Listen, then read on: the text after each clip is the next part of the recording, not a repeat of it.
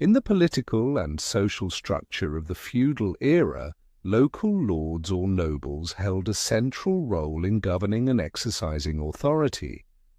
While their power was theoretically subject to the king or central monarch, in practice many lords operated with near autonomous authority, especially during periods of royal weakness or in remote frontier regions. Their power was typically expressed through 5 main domains. The first form of power is the ownership and control of land. Land was the foundation of feudal society, economically, politically, and symbolically. Lords typically owned vast tracts of land, either granted by the king or acquired through warfare.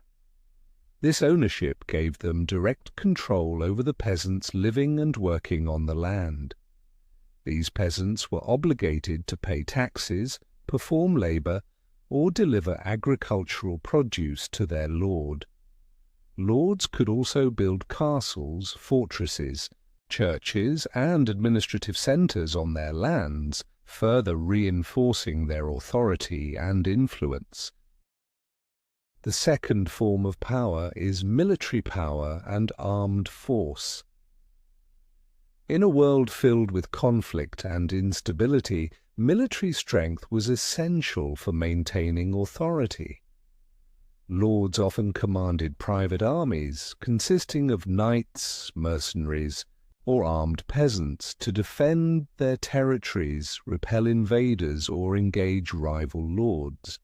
They had the right to build fortifications, station troops, train warriors, and wage war if necessary. In many cases, a powerful lord's army could rival or even surpass the forces of the royal court. The third form of power is legal and judicial authority. Some lords were granted or assumed the right to establish laws within their territories.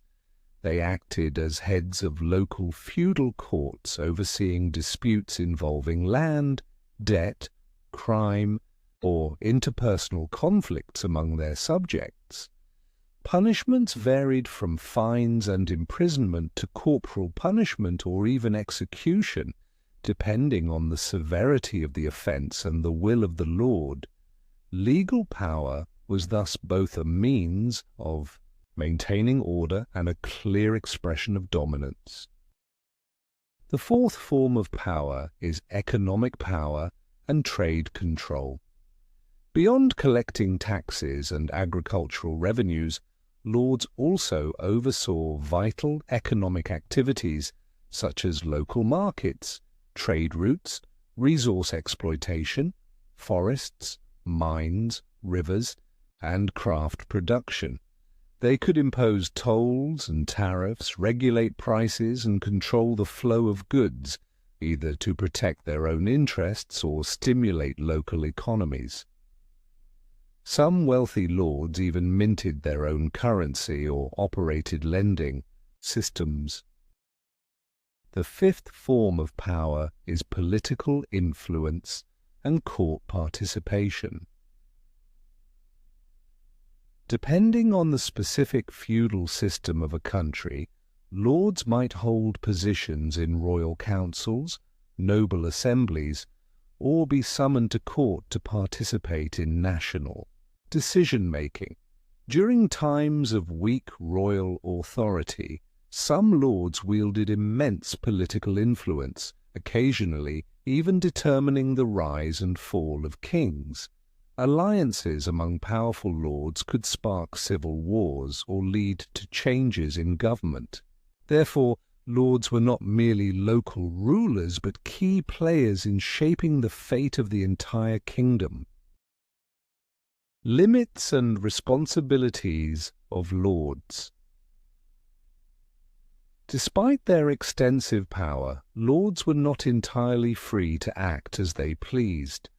They were often required to swear loyalty to the king or emperor, provide troops when called upon, and could be punished or stripped of their titles if they betrayed the crown.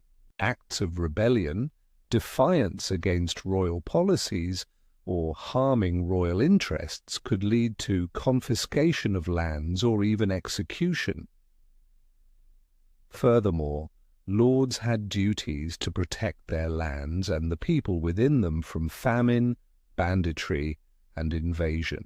They were expected to maintain order, organize agricultural production, and safeguard social stability.